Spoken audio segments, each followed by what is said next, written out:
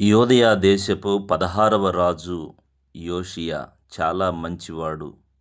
అయితే అతని సమయంలో దేశంలో భయంకరమైన విగ్రహారాధన జరుగుతుంది. ప్రజలు చెడిపోయినారు. ఈ చెడిపోయిన ప్రజల విషయమై దేవుని కోపం దేశం మీద ఎదురు చూస్తుంది. ఆ విషయాన్ని గ్రహించిన రాజు కన్నీటితో దేవుని ప్రార్థన చేశాడు. దేవుడు అంటున్నాడు, నీవు కన్నీరు విడుచుట నేను చూసి తిని కనుక నీ ప్రార్థన నేను అంగీకరించి ఉన్నాను. నువ్వు బ్రతికినంత కాలం ఆ కీడు నేను రానియనని చెప్పాడు. నా ప్రియమైన సహోదరి సహోదరుడా, కన్నీటి ప్రార్థనకు అద్భుతమైన జవాబులుంటాయి. దేవుడు నీ ప్రార్థన విని నీతో కూడా చెప్తున్నాడు, నీ కీడు, నీకు రావలసిన నీ పాప శిక్ష తొలగిపోయింది. అది సిలువలోనే నీ పాప శిక్ష తొలగిపోయింది.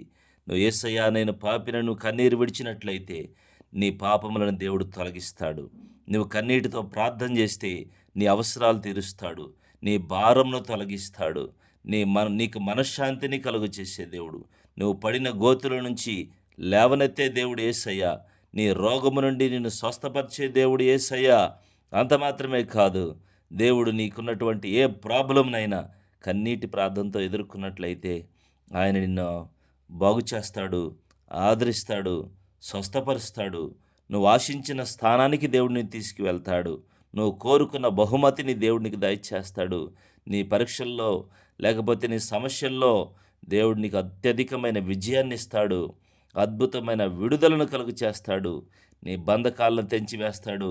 కన్నీటితో ప్రయత్నించు, కన్నీటితో ప్రయత్నించు, అద్భుతమైన విజయాన్ని పొందుకో.